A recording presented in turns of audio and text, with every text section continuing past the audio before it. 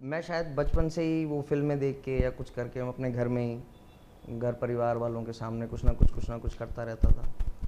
और एक सबसे बड़ी बात ये थी कि अगर कोई घर आ जाता था या मैं कहीं जाता था, तो अगर कोई भी एक इंटरेस्टिंग आदमी या उसका कोई नुएंस होता था तो वो मैं I use to pick that up.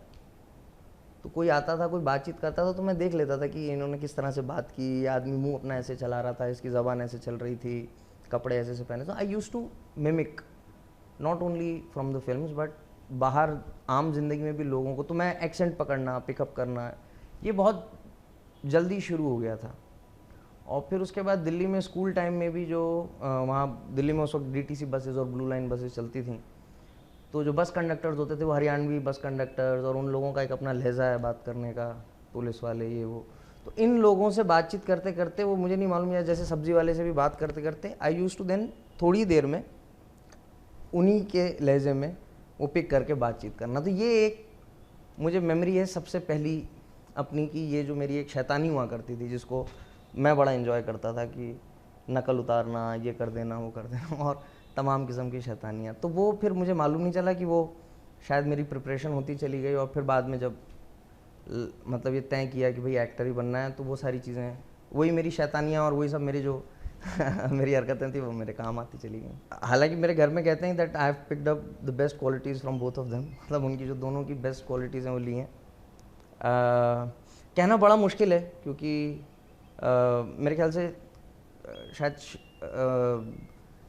जहाँ पर बहुत ज़्यादा लॉजिक या कहीं जहाँ बाहर दुनियादारी में काम काज की बात आती है, वहाँ हमारे मतलब पिताजी की सिखाई हुई बातें बड़ी काम आती हैं। तो वो कहीं ऑटोमेटिकली उनका इनकलकेटेड जो एक डिसिप्लिन है या जो उन्होंने बातचीत सिखाई थी वो लेकिन वैसे दिल से इमोशनली, और वो मुझे लगता है मैं मॉम के ज़्यादा करीब भी रहा हूँ।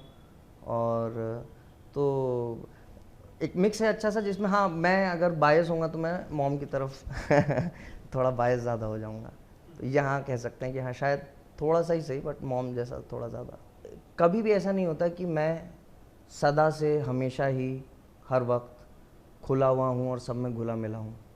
और ऐसा भी कभी नहीं होता कि मुझे अपना एकांत अपने कमरे में, या मुझे अपना एक वो एकांत पसंद है अपनी छत पे, या अपने डॉगी के साथ मैं निकल गया, या ये एक सी चीज़ नहीं होती, बड़ी डुअलिटी होती है। और वो चीज़ सिर्फ बचपन से नहीं, वो अभी भी है। और मुझे ऐसा पर्सनली अपने एक्सपीरियंस से लगता है कि जितना मैं खुद को समझ पाया हूँ, जितने दोस्त यार भी सब एक्टर्स रहे हैं, ये दोनों चीज़ें अभी भी हैं। एक एक्टर जितना अपने आप को मंच पे या स्क्रीन पे शेयर करने के लिए तैयार होता है, और वो जितना सोशली लोगों से बातचीत करना, और उसको कोई इनहिबिशंस नहीं होती, वो स्टेज पे चला जाता है, स्क्रीन पे आ जाता है, 10 लोगों के बीच में वो मजाक कर देता है, सब कर लेता है, बोल लेता है। लेकिन एट द सेम टाइम उसके पास ना एक बहुत कहीं एक हिचक भी होती है, और ये दोनों ही चीज़ें साथ चल रही होती हैं। क्योंकि एक ही पॉइंट पे आप कहीं बहुत ज़्यादा एकांत पसंद, बहुत ज़्यादा शाय, और बहुत ज़्यादा ऐसे होते हैं कि यार मैं ये चीज़ नहीं शेयर कर पाऊँगा, और वो आपकी बहुत पर्सनल प्राइवेट चीज़ होती है। लेकिन उसी को जब एक माध्यम मिल जाता है तो आप कहते हैं अच्छा ये बात या इस तरह का जो मेरा ये इमोशन है, इसको मैं इस कहानी के ज़रिए या इस किरदार के ज़रिए या इस मंच के ज़रिए, ये बात को मैं इनडायरेक्टली तमाम लोगों को बता देता हूँ। और यही बचपन से भी रहा, क्योंकि कुछ चीज़ें होती हैं आपकी, मुझे अच्छे से याद है कि ये सारी शैतानियों और इसके बावजूद भी मैं जब स्टेज पे पहली बार स्कूल में ही क्लासरूम में ही, वो एक छोटा सा ऊपर स्टेज था, तो उन्होंने बोला कि हम कुछ एनुअल प्ले कर रहे हैं, तो कौन कौन बच्चे। तो मैं जब गया मैंने कुछ कुछ किया वहाँ, ताली वाली बज गई, लोगों को बड़ा पसंद आ गया, टीचर भी बड़ी खुश हो गई। और मुझे लगा कि मैंने अभी वो हरकत की है जिस हरकत पे पेरेंट टीचर मीटिंग हो जाती थी। लेकिन जैसे ही मैं स्टेज पे आया और मैंने वो, अच्छा, और ये चीज़ डिफ़ाइन मेरे लिए, क्योंकि फिर जब पढ़ाई लिखाई करी उसके बारे में आगे, तो डिफ़ाइन मैं अब कर पाया, लेकिन उस वक्त मेरे लिए बड़ा, मैं उसको डिफ़ाइन नहीं कर पाया था। लेकिन स्टेज पे जाके मैंने कुछ ऐसी चीज़ करी जिस पे पेरेंट टीचर मीटिंग हो सकती थी, लेकिन स्टेज पे उस चीज़ पे तालियां पड़ गई। बाद में जब और इस पे पढ़ते चले गए, सब करते चले गए, तो हमारी टीचर जो थी पोलैंड की हैं, उन्होंने मुझसे कहा कि भाई आपको स्टेज पे तो बिल्कुल ही एक्टिंग नहीं करनी होती, यहाँ पे सच बोलना होता है, क्योंकि आम जिंदगी में लोग एक्टिंग कर रहे होते हैं। तो मुझे कनेक्ट हुआ कि आपका जो मन होता है कई बार करने का, जब आप आम जिंदगी में कर देते हैं, उसमें पेरेंट टीचर मीटिंग हो सकती है, लेकिन स्टेज पे जैसे ही आप जाते हैं और आपने अपनी वो मन की चीज़, किसी कहानी या किसी डायलॉग या उसके ज़रिए कुछ एक शैतानी कर दी, कुछ किया, उस पर लोग खुश हो जाते हैं। तो ये दोनों ही चीज़ें साथ साथ चलती रहती हैं। आपको शेयर भी करना है, आपका मन है कि 10 लोग, 100 लोग, 50,000, लाख लोग मुझे देखें, लेकिन फिर एक साइमल्टेनियसली एक चीज़ होती है कि अभी कोई ना देखे, अभी मैं अकेला हूँ।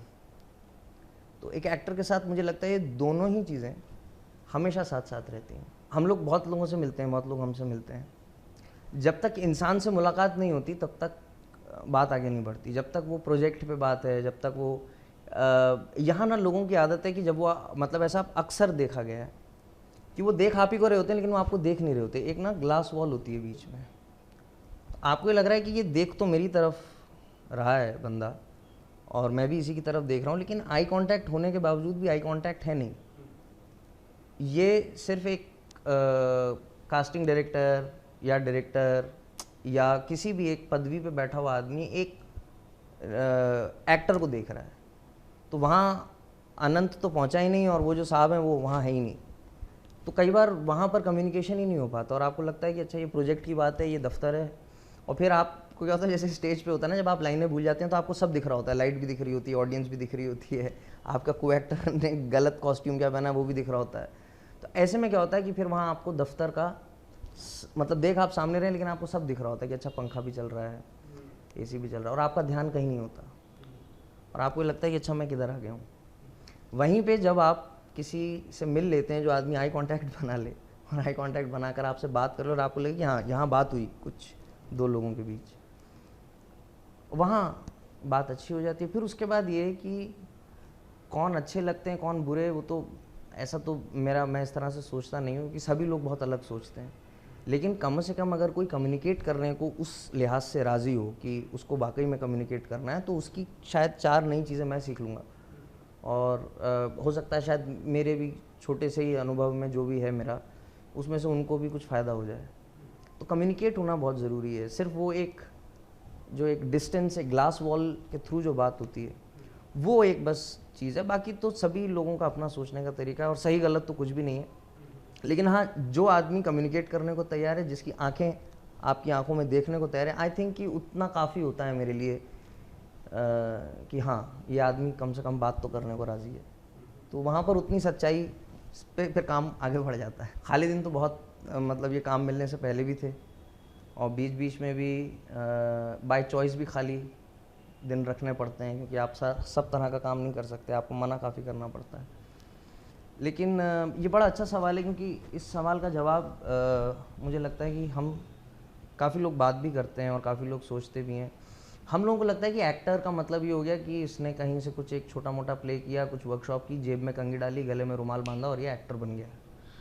बात ऐसी है कि हम लोगों की ट्रेनिंग या हम लोगों का जो पूरा प्रोसेस है वो एवरीडे ऑन रहता है। तो एक्टिंग एकमात्र, मैं जब NSD की थिएटर इन एजुकेशन करके छोटे बच्चों के लिए, एक 16 साल तक की उम्र के बच्चों के लिए होती थी वर्कशॉप, तो मैं उसमें था। उसमें हमारी टीचर ने पहली बार एक बात बोली थी कि आप अगर एक्टर हैं और आप भजिए भी खा रहे हैं, तो उसमें अगर कोई अखबार में जो आया है तो उसको एकदम फेंक मत देना, पढ़ ज़रूर लेना लिखा क्या है, चाहे वो रैपर ही हो। तो उन्होंने ये भी बोला था कि क्योंकि उन्होंने बताया था कि हमारे वक्त में जब वो छोटे थे, तो उन्होंने बोला कि हमारे जो टीचर थे उन्होंने हमारे पास शायद कुछ एडल्ट मैगजीन्स, पॉर्न मैगजीन्स पकड़ ली थी। तो उनके टीचर ने उनसे बोला था कि अच्छा ये देख तो रहे हो, इसे पढ़ा तो है क्या, इसमें लिखा क्या है, वो पढ़ा तो है क्या, सिर्फ देख ही रहे हो। तो उन्होंने बोला था कोई भी कंटेंट, कोई भी चीज़ एक्टर के लिए कचरा नहीं हो सकती। ये नहीं हो सकती कि ये फेंक दो, इसको बस देख के निकाल दो। कोई भी चीज़ मिल जाए एक बार पढ़ ज़रूर, उससे नज़र से गुजार लो क्या है, अच्छा इसके बारे में क्या है। पढ़ नहीं सकते उसके बारे में तो सुन लो, इसके बारे में ज्ञान ले लो कि है क्या। तो ये एक चीज़। दूसरी एक चीज़, फिल्में देखने का मुझे शौक़ है, तो मैं बहुत सारी फिल्में देखी भी हैं, देखता रहता हूँ, अच्छी किताबें पढ़ ली। दूसरा फिर मुझे बड़ा शौक़ है घूमने फिरने का, तो मैं कहीं कहीं निकल जाता हूँ घूमने फिरने। और एक मेरा दिन में एक हमेशा एक नियमित रूप से ये है कि मैं अपना एक बेसिक योगा और साधना जो मेरा ध्यान है वो मैं ज़रूर रोज़, उसके लिए मेरा कुछ एक समय निर्धारित है। वो या सुबह नहीं तो शाम, शाम नहीं तो रात, लेकिन वो जब भी शूटिंग भी होती है तो भी उसके लिए मैं वक्त ज़रूर, वो मेरी एक प्रायोरिटी है उसको मैं हमेशा, ताकि एक बेसिक बैलेंस बना रहे। बीच में एक वक्त था जब काम बिल्कुल नहीं मिल रहा था, तो एक ऐसा दौर आया जब शायद ऐसा लगा कि डिस्कनेक्ट हो गया है आसपास सभी चीज़ों से, और बड़ी ही जल्दी, क्योंकि जिस तरह के मित्रगण हैं हमारे आसपास, जिस तरह के दोस्त हैं, जिस तरह का हमारा उठना बैठना है, बहुत ही जल्दी हम लोगों को आपस में ये समझ में आ गया कि यार हम वो नोट नहीं कर रहे हैं, क्योंकि रोज़ धूप अलग होती है। रोज़ हर दिन की आप अगर देखें तो everything is very new, every day is very new. तो वो जैसे ही वो बात एकदम से रियलाइज़ हुई, क्योंकि बीच में ऐसा तो कभी भी नहीं हो सकता कि ऐसा वक्त या ऐसा दौर ना है जब आपको बिल्कुल काम ना मिल रहा हो या कुछ ना हो, तो आप थोड़ा सा एक ही बॉक्स में आ जाते हैं। और फिर मेरी मदद बड़ी ज़रूर तब हुई जब मैं अपनी फर्दर ट्रेनिंग के लिए यूरोप चला गया था बॉम्बे आने के बाद। वहाँ जाके एक क्या है कि आपका पर्सपेक्टिव बदला suddenly when you go out of the country, या आप अपने उसी बॉक्स में से बाहर निकल के जब बाहर जाते हैं तो आपका पर्सपेक्टिव बदलता है। वहाँ गया, वहाँ के एक्टर्स को देखा, वहाँ थिएटर की जो इज़्ज़त है, जिस तरह से वहाँ पर लोग काम करते हैं, वहाँ काफ़ी रहा भी, और सडनली एक ना आपको फ्रेश एयर मिलती है और आपको थोड़ा सा नया पर्सपेक्टिव मिलता है। और वहाँ से फिर एक ये चीज़ बिल्कुल ठान ली थी कि जीना नहीं छोड़ना है। और जितने भी लोग ये सुन रहे हैं, वो चाहे एक्टिंग की बात हो, किसी को क्रिकेटर बनना हो या किसी को साइंटिस्ट बनना हो, किसी को कुछ भी बनना हो, ये एक पार्ट है आपके जीवन का जिसको आपको पूरी शिद्दत से और पूरी इन्वॉल्वमेंट के साथ करना चाहिए, इसमें कोई शक की बात नहीं है। मगर आप अगर अपनी दराज में एक ही कलर की शर्ट रख लेंगे, सभी वाइट है, मैं वाइट पे ही रहता हूँ हमेशा, तो बड़ी बेरंगी सी हो जाएगी आपकी ज़िंदगी। हर किस्म की, हर कलर की शर्ट आपके दराज में होनी चाहिए, और एक बड़ा सपना पूरा होना ज़रूर चाहिए। उसके लिए आदमी को संलग्न रहना चाहिए, उस पर लगा रहना चाहिए, लेकिन उसके सफ़र में बीच में वो जो छोटे छोटे कई सपने होते हैं उन्हें नज़रअंदाज नहीं करना चाहिए। अपने छोटे छोटे बाकी कई सपने जो हैं, बाकी जो इच्छाएं हैं, या बाकी जो भी आपका मन है करने का, वो करते रहना चाहिए। एंड आई थिंक उसमें ट्रैवलिंग, पढ़ना और अपने से बड़ी उम्र के लोगों से बात करना, ये बड़ा मदद देता है। आप सिर्फ अपनी उम्र के ही लोगों से, अगर मैं मान लो क्लास 12th में और मैं 12th के ही बच्चों से बात कर रहा हूँ, मेरा कम्युनिकेशन ही नहीं है जो 3rd ईयर में हो कहीं या कोई कहीं पे हो, कुछ एक कम्युनिकेशन अपने से बड़ों से आपका अगर रहता है तो आपको ना एक पर्सपेक्टिव चेक बार बार मिलता रहता है। वरना अपने ही लोगों में रहते हो ना तो आप उसी बॉक्स में रहते हो, क्योंकि जैसा मैं सोच रहा हूँ, जो मेरा मेंटल लेवल है, वही मेरे क्लासमेट का होगा। 19-20 हो सकता है, थोड़ा सा ही उसमें फ़र्क होगा, लेकिन यही कोई बंदा जो कि निकल चुका है उस दौर से, और थोड़ा जैसे हम लोग भैया लोग दिल्ली में होता है ना कि अरे ये भैया हैं, ये बता देंगे, कुछ समझा देंगे, सिखा देंगे। अब मैं उस मामले में लकी ज़रूर रहा, क्योंकि मुझे जितने लोग मिले मुझसे बड़े और जितने टीचर्स मिले, ये सभी लोग बहुत ही, मतलब इन लोगों ने मुझे बहुत अच्छी राय दी, बहुत अच्छा डायरेक्शन दिया हर वक्त। तो एक थोड़ा बीच बीच में जो बूस्ट चाहिए होता है वो मुझे मिलता चला गया। तो बॉक्स होने की कभी कोई ऐसी मतलब आया, ऐसा नहीं कह सकते नहीं आया, लेकिन बहुत लंबा नहीं चला वो दौर। मुझे लगता है हम सभी लोगों को, और ये शुरुआत मेरे अपने से ही हुई जब मुझे इस बात का थोड़ा सा इल्म हुआ, हम सभी लोगों को सबसे पहले तो शुक्रगुजार होना चाहिए कि हमारे पास ये ह्यूमन बॉडी है। इसकी जो महत्ता है वो आप शब्दों में बयान नहीं कर सकते। If you are in this human body, आप ह्यूमन स्पीशीज़ में, इसका अपने आप में एक बहुत बड़ा थैंक्स है, क्योंकि और जितने एवोल्यूशन के बाद हम आज यहाँ बैठे हैं, हमारी ये ज़रूरत नहीं है कि जब तक मैं किसी चूहे को मार नहीं दूंगा और खा नहीं लूँगा मेरा पेट नहीं भरेगा, ये हमारी ज़रूरत नहीं है। हमें धूप में, छाँव में या उस तरह से जंगलों में, हम लोगों को हमारा सर्वाइवल अभी उतना टफ नहीं है। तो एक तो उसका शुक्रगुजार होना बहुत ज़रूरी है, क्योंकि हम सिर्फ अकेले नहीं हैं इस प्लैनेट पे। मतलब हम लोगों को अक्सर लगता ही है कि प्लैनेट का मतलब प्लैनेट और ह्यूमंस लेकिन यहाँ पर पेड़ पौधे, पक्षी, बहुत सब चल रहा है। और उसमें अगर आप देखें तो मोस्ट प्रिविलेज्ड रेस अगर कोई अपने लिहाज से, जिसने अपने लिहाज से अपने आप को ठीक रखने के लिए थोड़ा प्लैनेट को भी तकलीफ़ पहुंचाई और सब कुछ करने के बावजूद भी वो अपनी फैसिलिटीज़ और अपने आप का जो कुशन है एक, उसको रखे हुए, वो ह्यूमन ही है। तो इतने एवोल्यूशन प्रोसेस के बाद if you are here sitting like this, आप इंटरव्यू ले रहे हैं, कैमरा चल रहा है, पंखा चल रहा है, लाइट है, आराम से बैठे हैं, तो ये हमने अपने लिए मुहैया की है सिचुएशन। तो एक तो इसके लिए बड़ा शुक्रगुजार हैं। इसके बाद जो भी कुछ है और आपके हाथ पाँव सब चल रहे हैं, सलामत हैं, आपको ऊपर वाले ने एक रोशन दिमाग दिया है, आप खाना खा रहे हैं तो आपकी बुद्धि में लग रहा है, शरीर पे लग रहा है, ये बहुत अच्छी बात। मेरे ख्याल से इसके बाद अगर ये सब है तो इसके बाद आपके पास जो आ रहा है जीवन में वो प्लस है। इसके बाद प्लस ही प्लस है, क्योंकि आप ऑलरेडी एडवांटेज में हैं, तो इसके बाद आपको जो मिल रहा है वो प्लस है। और क्या चीज़ ले ले, तो आई थिंक कि जो सबसे बड़ी चीज़ है वो, और वो भी हमें एक्टिंग से ही सीखने को मिली, क्योंकि जिस तरह से हम इसको परस्यू करते हैं, आई थिंक ईगो एक मात्र ऐसी चीज़, और ईगो सिर्फ एक तरीके की नहीं होती, ईगो के बहुत अलग अलग रूप हैं। सिर्फ यही मान लेना कि मैं और यही मैं हूँ, यही मेरी identity, ego. I think ego जितना आदमी से छूटता जाए, जितना वो अपने आप को न्यूट्रल करता जाए, वो सबसे बड़ी चीज़ है। तो जितना आपका ईगो आपसे चला जाए वो बहुत अच्छा है, क्योंकि ईगो के साथ फिर तमाम किस्म की वो चीज़ें आती हैं जो कि तकलीफ़ देती हैं। एक्टिंग का अगर आप बिल्कुल जो उसका लिटरल मीनिंग है, या जो आपको हर जगह बड़ी बड़ी किताबों में और बड़े बड़े लोगों ने भी जो किया है, उसका सब ने अपने अलग अलग तरीके से समझाया है, लेकिन एक बेसिक, उसका जो एक बेसिक फंडामेंटल है वो तो ये है कि मैं ब्रिज बन सकूं between the story and the people. तो जो कहानी है, क्योंकि ये है स्टोरी टेलिंग का ही हिस्सा, स्टोरी टेलिंग में एक्टर जो है वो उसको जीवंत कर देता है, उस किरदार को। तो मेरा काम सिर्फ इतना सा है कि इस स्टोरी या इस चीज़ को मैं कितने बेहतर तरीके से ट्रांसफ़र कर सकूं ऑडियंस के लिए, क्योंकि ये ऑडियंस के लिए ही हो रहा है।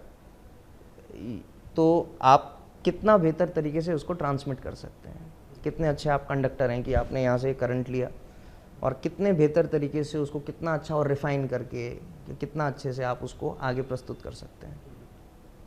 तो ये तो एक इसका कि भाव को किस तरह से आगे प्रस्तुत किया जाए, और भाव को प्रस्तुत आप अपने पात्र में करते हैं, तो पात्र में आपने भाव रखा और प्रस्तुत कर दिया। तो ये तो है एक आपकी वो डेफिनेशन। दूसरी फिर ये है कि कोई भी आर्ट फॉर्म, जो आर्ट फॉर्म की तरह अगर आप उसको परस्यू करते हैं, जैसे कि मैंने किया, या मेरे आसपास के जो बहुत घनिष्ठ मित्र हैं मेरे, उन्होंने किया, आप पेंटिंग बनाना सीख लें या आप एक्टिंग करें, वो आपके लिए साधना बन जाता है। साधना मतलब it becomes a tool for you to reach to your self, to reach something which is beyond. और आप जाकिर हुसैन साहब को तबला बजाते हुए देख लें तो बीच में एक ऐसा मोमेंट आता है, मैंने एक लाइव शो भी देखा था, बीच में हम बैठे हुए थे, दोस्त हमने बोला यार ये बीच में हाथ दिखने बंद हो गए, क्योंकि वो इतना तेज़ बीच में एक था कि ऐसा लगा कि अभी उंगलियां और हाथ दिख नहीं रहे हैं। और उस वक्त आपको ये लगता है कि अच्छा अब ये एक बड़ा ट्रांसेंडिंग सा मोमेंट हुआ ना, कुछ एक आपने चीज़ देखी वहाँ पर। वो उस मोमेंट को हम लोग अपनी कम अकली में या जैसे भी हम अपने समझ में कहते हैं कि भाई ये मोमेंट है जहाँ पर परफॉर्मर का ईगो ख़त्म हो चुका है, वो और तबला और वो उसका सुर, या वो और उसका किरदार जो है वो अभी। और थ्योरी ऑफ जनरलाइजेशन बोलते हैं कि इस वक्त ऑडिटोरियम में सब लोग यही महसूस कर रहे हैं, तो सबका ईगो इस एक्टर या इस परफॉर्मर की वजह से सभी लोग अभी इसी ख्याल या इसी धुन या इसी सुर या इसी एक एक्ट में इतने इन्वॉल्व हो गए हैं कि सभी लोग उसमें चले गए, सभी का ईगो जो है सरेंडर हो गया। तो ये अगर आप साधना की तरह करते हैं, अगर आपने इसको अपना जीवन का टूल बना रखा है, व्हील बना रखा है, व्हीकल बना रखा है, तो फिर इसके मज़े अलग हैं, क्योंकि फिर आपको हर चीज़ में दर्शन होगा, हर चीज़ में आप विटनेस बनने की कोशिश करेंगे, एक्टर बनने की कोशिश नहीं करेंगे। तो आप एक्ट करने की कोशिश नहीं करेंगे, आप कोशिश करेंगे कि एक्ट तो हो जाएगा, लेट मी विटनेस इट। और जहाँ पर आप उस सोच, उस ख्याल में आने लगते हैं, वो चीज़ थोड़ी सी तब्दील हो जाती है। अब मुझे मालूम नहीं कि ये बात क्योंकि हम फिल्मों की बात करते हैं या इसमें करते हैं, ये सब बातें कैसे कनेक्ट होंगी या लोगों को पता नहीं क्या लगे, लेकिन कोई भी art form, even cricket for that matter, मतलब जब मैंने सचिन तेंदुलकर रिटायर हुए और उन्होंने पिच को हाथ लगाकर वो किया, वो आपको ये बताता है कि what he was playing for all these years, what this man was playing for. और मतलब जितने लोगों ने देखा उन सब लोगों को बड़ा इमोशनल मोमेंट था। और आपको ये चीज़ यहीं इसी देश में मिलेगी, वाफर मकदार में मिलेगी इस देश में, कि लोग अपने काम को अपनी साधना मानते हैं, वो अपने उस चीज़ को अपना। तो जब आप ये मानने लग जाएं तो फिर आप बैट चलाइए, आप कलम चलाइए, कि आप पेंट ब्रश चलाइए, या आप अपनी बॉडी चलाइए एज एन एक्टर, या कुछ भी कीजिए, आपका ध्येय, आपका गोल कुछ और बन जाता है, आप कुछ साधना में लग जाते हैं। वो सबसे ब्यूटीफुल चीज़ है। और आर्ट फॉर्म्स, स्पेशली एक्टिंग, इसलिए क्योंकि एक्टिंग एक मात्र ऐसा आर्ट फॉर्म है जिसका इंस्ट्रूमेंट उसके प्लेयर से अलग नहीं है। तो मेरा इंस्ट्रूमेंट भी मैं ही हूँ, मेरा प्लेयर भी मैं ही हूँ, तो ये और टफ बन जाता है, ये और सब्जेक्टिव भी हो जाता है। क्योंकि पेंटर फिर भी देख सकता है, मैंने पेंटिंग ऐसे कि पियानो प्लेयर जो है वो पियानो और वो अलग होते हैं, बैट और आप अलग होते हैं। फिर भी एक्टर के साथ वो इंस्ट्रूमेंट अलग, बिल्कुल वो अपने आप को ऑब्जेक्टिवली देखना बड़ा मुश्किल होता है। तो इसलिए उसके लिए आपको हमेशा ही उसमें ऑब्जेक्टिव व्यू में, या जो मैंने कहा विटनेस, उस पर आप जितना रह सकें। और हम सभी कोशिश कर रहे हैं, ये बस बातें हैं जो कि ये चीज़ें हैं जिसको हमने सीखा और हम कोशिश कर रहे हैं अप्लाई करने की। लेकिन अगर ये मज़ेदार जर्नी हो जाती है, इसके बाद फिर मज़ा आपको अलग आने लगा। फिर वो जो डेफिनेशंस हैं एक्टिंग की, वो आपको लगता है कि हाँ बस ये डेफिनेशंस हैं, लेकिन इसके मज़े जो हैं, जो इसकी जर्नी है, वो फिर अलग हो जाती है। ये एक्चुअली क्या होता है, ये जो मोमेंट आप कह रहे हैं, इस मोमेंट को हम लोग अपने लिहाज से कहते हैं the moment I live for, या 10 तरह की डेफिनेशंस दे सकते हैं आप। लेकिन जिस तरह के मोमेंट की आप बात कर रहे हैं, कई बार बड़ी अजीब बात होती है, पर वो मज़ेदार होता है देखना। कई बार वो मोमेंट तब आ जाता है जब आपका शॉट भी नहीं लगा होता, आपका कंधा होता है, सामने एक्टर का लगा हुआ होता है, और अभी इस वक्त परफॉर्म करते वक्त क्यूज ही दे रहा हूँ मैं, लेकिन ये हो गया, ये आ गया। अभी अब जब मेरा शॉट लगेगा, या हो सकता है मेरा शॉट लग चुका पहले, लेकिन अभी वो मोमेंट आ गया। तो कई बार ये होता है कि वो कैमरे पे नहीं आती है चीज़, लेकिन उस दिन उस लोकेशन पे आपको कुछ एक, ये तो कहना बड़ा ही मतलब इतना डेफिनेटिव नहीं होता है कि कुछ मिल गया या कुछ ट्रांसफॉर्म हो गया या कुछ बदल गया आपके अंदर, लेकिन कुछ एक होता है, कुछ एक आपको कोई एक दिन होता है जिस दिन आपको लगता है कि आज, बल्कि मेरे साथ ये होता है कि कई बार मुझे ऐसा लगता है कि आज तो समझ में आया है कि ये कैरेक्टर था क्या। कई बार ये भी हो जाता है कि अरे अच्छा अभी तो ये समझ में आया, और अब तो फिर आपको लगता है मैंने पहले जो किया वो क्या किया है, वो ठीक भी किया है कि नहीं किया है, फिर आपको ये लगता है। लेकिन सेंस ऑफ रियलाइजेशन कह लीजिए, या सेंस ऑफ वंडर कह लीजिए, सेंस ऑफ डिस्कवरी कह लीजिए, वो होती है।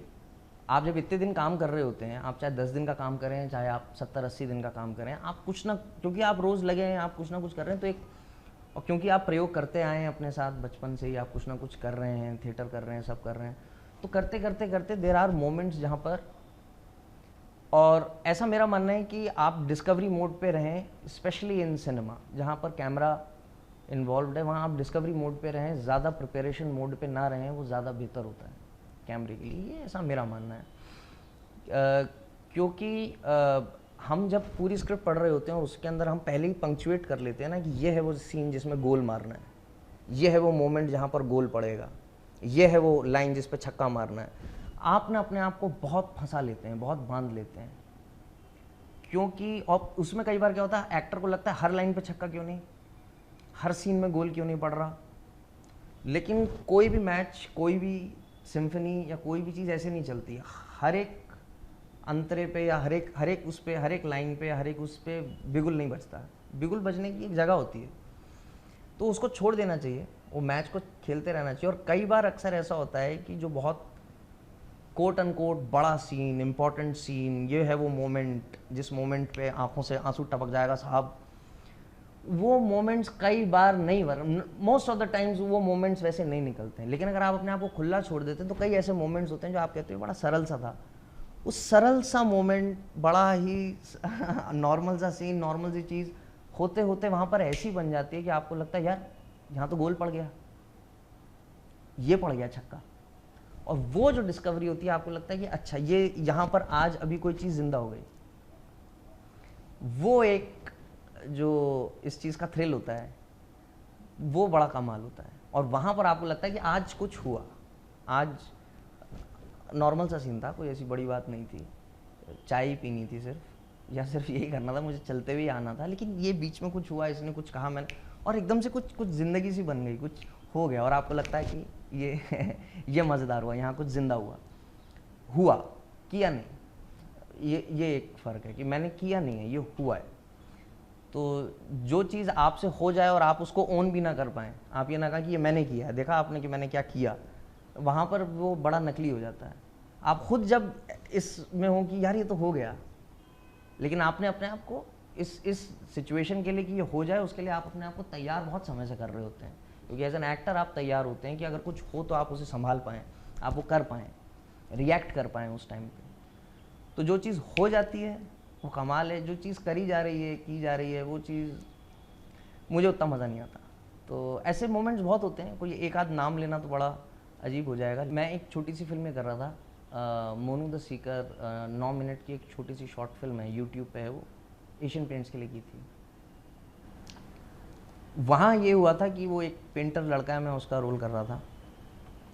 तो वहाँ पर मैं दुकान पे जाता हूँ, मैं लड्डू देता हूँ उनको कि भाई मैं ग्रेजुएशन हो गई है मेरी, आप ये कीजिए। तो वहाँ क्योंकि ये अंसारी है लड़का और शेड्यूल कास्ट है, और तो वो एक कोई है दुकान पे, वो उसको बचपन से ही ताने मारता है, तो वो अभी भी ताने मार रहा है। तो मुझे डायरेक्शन ये मिला था कि तुम लेकिन रिएक्ट नहीं करोगे, आप पढ़ लिख गए हो, सब हो गया है। तो वो रिएक्शन कुछ ऐसा था कि मैं सुन तो रहा था उसको, लेकिन देख कहीं और रहा था। बहुत छोटा मोमेंट है, बहुत ही मतलब इतना, और बहुत सरल सा मोमेंट, लेकिन हुआ ये कि वो बोल रहा है, उसका भी चेहरा नहीं, वो बोलता हुआ पीछे से निकल गया, मैं देख उधर रहा हूँ, लेकिन उस मोमेंट पे आपको ऐसा लगता है ये सुन इसी को रहा है, बस ये इग्नोर कर रहा है। वो बहुत कि आप सुन रहे हैं लेकिन देख कहीं और रहे हैं, लेकिन आप सुन उसी को रहे हैं। तो वो एक बहुत छोटा सा मोमेंट है, मैं कहीं और देख रहा हूँ, वो मुझे ताने मार रहा है जो भी बोल रहा है, और मैंने उसकी तरफ देखा भी नहीं, मैं ध्यान बटा रहा हूँ अपना, वो बोल के निकल भी गया। वो चीज़ उतनी अंडरलाइन भी नहीं हुई, बट पता भी चल गई कि सुन तो इसी को रहा हूँ। वो था। दूसरा एक उसी में था कि वो एक खिड़की की तरफ देखना, उसमें डायरेक्टर ने मेरे से बोला था कि ना तो इसमें रिवेंज आना चाहिए, ना हीरोइज़म ही आना चाहिए, ना यही आना चाहिए कि वाह देखा मैंने आज क्या कर दिखाया, लेकिन अपनी जगह भी आपको अब कहनी है कि अब यहाँ देखना बंद कर दो, ये जगह मेरी। वो बड़ा क्रिटिकल था, वो भी हो गया, वो बड़ा बीच में रहा। तो ये था। और बाकी तो ऐसे मैं बैठूंगा तो फिर याद आने लगेंगे, तो ऐसी कई चीज़ें हैं। एक शैतानी की है मैंने, अभी एक नई फिल्म करके आया हूँ मैं तो ये कॉमेडी फिल्म है, क्या मस्ती क्या धूम नाम की फिल्म है, इसमें मैं लीड रोल में हूँ। तो इसमें मैंने एक शैतानी की है, इसके अंदर मैंने बोल के एक वो वो चीज़ की। तो वो आप जब फिल्म देखेंगे, वो जब फिल्म रिलीज़ होगी तो आपको मालूम चल जाएगा मोमेंट। तो उसमें एक मोमेंट है, मैं बैंक से बाहर निकल रहा हूँ छुप के, क्योंकि कुछ लोग पीछे पड़े हुए हैं, और यहाँ से भी पिट के निकल रहा हूँ, तो कुछ इस तरह का है। तो वहाँ मैंने कह के कि यहाँ मेरे को ये एक छोटी सी अपनी तरफ से शैतानी करनी है। तो वो एक मोमेंट जब मैंने किया तो मैं बहुत खुश हो गया, क्योंकि वो एक ऐसा मोमेंट है कि जब आप बचपन से बड़ी बड़ी फिल्में देखते हैं, बड़े बड़े मोमेंट्स देखते हैं, तो आपको लगता है ना कि हाँ ऐसा सब कुछ ना मैं करूँगा किसी दिन, जिस वजह से आप एक्टर बनने की वो एक और फ्यूलिंग होती है। वो वैसा सा एक मोमेंट आया, तो मैंने कह दिया, मैंने कहा हाँ सर ये पता चल जाएगा लोगों को कि मैंने एक फिल्म का ये मोमेंट एक बड़े स्टार का लिया, लेकिन ये मैं कह के शैतानी कर रहा हूँ, क्योंकि ये मेरे को अभी हो रहा है, ये मैं करूँगा। तो ऐसा भी काम होता है कि आप बोलते हो कि हाँ ये मैं करूँगा, लेकिन मेरे को ये करना है। तो ये मज़े हैं इसके। तो ऐसी बहुत कहानियाँ तो फिर तो निकलती चली जाएंगी। ईमानदारी तो सबसे पहली ज़रूरत है, लेकिन और होशियारी वो है नहीं जो पकड़ी जाए, जो पकड़ी जाए वो होशियारी नहीं। तो होशियारी भी अगर करनी है तो बहुत ईमानदारी से करनी पड़ेगी कि पकड़ी ना जाए। ये है इसकी पेचीदगी। तो एक्टिंग का मतलब या अभिनय का मतलब बिल्कुल ये नहीं है कि साहब मैं तो अंदर से फील पूरा जब तक नहीं कर लूँगा तो एक काम करता हूँ, दीवार में सर पटकना शुरू कर देता हूँ, टॉर्चर कर लूँ। कई बार ऐसे भी हमने सीन देखे हैं, या ऐसा होता है ना, पैरोडी भी जब बन रही होती तो डायरेक्टर एक्ट्रेस को थप्पड़ मार मार के कह रहा है आज तेरे अंदर की एक्ट्रेस निकालता हूँ मैं बाहर। ये नहीं है ऐसा, ये ईमानदारी नहीं है, ये बेवकूफ़ी है। यहाँ थोड़ी सी होशियारी लगेगी, मार पीट के, टॉर्चर करके, या अंदर का आज एक्टर जगा लेता हूँ साहब, या आपने कहीं देखा ना, आपने कोई फॉर्मल ट्रेनिंग ली ना, आपने किसी से कोई चीज़ पूछी ना, आपने आपको कहीं टेस्ट किया, बस आपको लग गया कि अंदर से मेरी ईमानदारी और मेरी भावना पक्की है तो मैं भी बन जाऊँगा अमिताभ बच्चन और आप पेटी उठाकर आ जाएँ बम्बई। यहाँ होशियारी ज़रूरी है, यहाँ सिर्फ ईमानदारी से काम नहीं चलेगा, क्योंकि अपने आप को कहीं टेस्ट तो करना ही पड़ेगा ना। कोई तो होगा ना, कोई तो कहीं गांव में, शहर में, कहीं मंच पे किसी ने तो बोला होगा ना, हाँ जब तुम खड़े होते हो अच्छा लगता है, अच्छा कर रहे हो। तो थोड़ी सी होशियारी यहाँ चाहिए। बिना होशियारी के काम नहीं बनेगा। और ये ईमानदारी नहीं है, बेवकूफ़ी की तरफ जा रहे हैं आप। ईमानदारी इस बात की कि जो काम करना है वो क्या मैं कर पा रहा हूँ, ईमानदारी वहाँ। और कि अगर इस काम को करने के लिए थोड़ी सी होशियारी भी लगानी पड़ रही है तो इतनी ईमानदारी होशियारी में भी रखूँ कि ऐसा ना लगे कि अरे ये तो होशियारी कर रहा है। ऐसा होशियार और ऐसा ठग किसी काम का नहीं कि उसे देखते ही पता चल जाए कि ये तो चोरी करने आया है, तो धोखा देने आया है। तो जादूगर जब स्टेज पे आता है तो उसकी ट्रिक्स उसके पास होती हैं। हर जादूगर के पास अपनी ट्रिक्स होती हैं और हर जादूगर अपनी ट्रिक्स तैयार कर रहा होता है, लेकिन उसकी ईमानदारी सर्वोपरि है टूवर्ड्स द ऑडियंस कि धोखा तो मुझे आपको देना है, ट्रिक ही करूँगा लेकिन पता नहीं चले, तभी जादू है। तो ईमानदारी भी होती है, होशियारी भी। मेरा अगर एक्टिंग के अलावा मैं किसी चीज़ को वाकई में कहता तो मैं म्यूज़िक, मेरे ख्याल से मैं किसी एक साज को और वोकल को पूरा देना, और बहुत मतलब मुझे वो भी चीज़ बहुत टच करती है। आई थिंक कि कोई एक साज और आपका वोकल, ये भी एक बहुत ये और भी कमाल है। मतलब अगर आपके पास है पूरा जीवन देने को म्यूज़िक को तो आप प्लीज़ दे दीजिए। मतलब ये हाँ, कम है, समय कम। वो तो किसी भी आर्ट फॉर्म में है, लेकिन इसके अलावा अगर तो फिर म्यूज़िक तो, लेकिन वो हम सुन लेते हैं, थोड़ा गा देते हैं, गुनगुनाते, तो अपने हिसाब से हम थोड़ा बहुत 19-20 बाथरूम सिंगर बन जाते हैं। और फिर एक चीज़ मुझे जो और उसके अलावा पसंद है वो है ट्रैवलिंग एंड फूड। तो जितना दुनिया घूमी जा सके उतनी कम, और जितने किस्म के खाने खाए जा सकें और बनाने सीखे जा सकें और बनाकर लोगों को खिलाया जा सके उतना कम। तो ये 2-3 चीज़ें हैं जो कि एक्टिंग के अलावा मुझे बहुत मतलब खुशी देती हैं। मैं ये कहूँगा आप जो भी करें, जो मन है आप करें, पूरी इन्वॉल्वमेंट के साथ करें, बस उसमें इंटेंगल ना हो। तो जाइए, जो मैच खेलना है मैच खेलिए, जो फिल्म करनी है वो फिल्म कीजिए, जो लिखना है वो लिखिए, जो गाना है वो गाइए, सब कीजिए, उसके साथ पूरा इन्वॉल्वमेंट के साथ कीजिए। लेकिन जब आप स्टेडियम से बाहर आ जाएं तो उस मैच को, उस नाटक को, उस फिल्म को, उस गाने को वहीं छोड़ के फिर बाहर निकलिए, क्योंकि बाहर और भी ज़िंदगी बहुत है। तो और आपने एक सवाल पूछा था जिसका वही था कि आप आसपास की चीज़ें, आपके आसपास का मौसम, आसपास के जीव जंतु, सूर्योदय सूर्यास्त, ये सब देखिए। ये रोज़ की देखने की चीज़ें, ये सब घट रहा है हमारे आसपास, पूरा जीवन भरपूर है जो घट रहा है साइमल्टेनियसली। इसको हम इसलिए क्योंकि आज शेयर के भाव कम हो गए, आज एक फिल्म नहीं चली, आज एक फिल्म नहीं मिली, आज मैच हार गए, इस वजह से जो आसपास इतना जीवन चल रहा है इसे मिस ना करें हम। तो इसे मिस ना करें, लेकिन हाँ ये भी ज़रूर है कि लेकिन जिस वक्त खेल रहे हैं उस वक्त उस खेल को पूरा इन्वॉल्वमेंट के साथ खेलें, उसमें भी कोई बेईमानी ना करें। ये नहीं कि बाहर जीवन हो रहा है, नहीं, अभी जीवन ये खेल है, अभी ये फिल्म जीवन है, बट जब ये इसका कंप्लीशन हो जाए तो फिर अब उसमें इन्वॉल्वमेंट हो। तो अपनी पढ़ाई के साथ भी सब यही करें, अपने प्रोफेशन के साथ भी सब यही करें, और तो इससे काफ़ी सब लोग खुश रहेंगे, तो माहौल अच्छा रहेगा सब जगह। अभी मैं एक फ़िल्म ग्रीस में शूट करके आए हम लोग, क्या मस्ती क्या धूम है, बिग बैट फिल्म्स, और चंद्रकांत सिंह जी डायरेक्टर हैं इस फिल्म के। और ये कॉमेडी फिल्म है। और एक प्रोजेक्ट अभी मैं दिसंबर में ही जा रहा हूँ मथुरा, वो वेब सीरीज़ है, मिराज ग्रुप्स वालों की है, जिसको प्रोड्यूस कर रहे हैं Two Nice Man production house, Nishit ji उसके डायरेक्टर हैं, और इसका नाम है पति पत्नी और वो। तो क्या मस्ती क्या धूम मेरी पहली लीड फिल्म है, तो इसके लिए मेरे बड़े करीब है। और ये वेब सीरीज़ है, इसमें भी मैं प्रोटैगनिस्ट का रोल कर रहा हूँ, तो मेरे लिए बड़ा ये बैक टू बैक 2 बड़े अच्छे एक्सपीरियंसेस हैं। तो मेरे ख्याल से ये वेब सीरीज़ तो आई थिंक फेब के करीब अपलोड हो जाएगी। क्या मस्ती क्या धूम का कुछ हमारा शायद 7-8 दिन का बैलेंस और बचा है, तो वो शूट करने के बाद आई थिंक कि वो भी नेक्स्ट ईयर जल्द ही रिलीज़ होने पर होगी। और बाकी कुछ बातें चल रही हैं।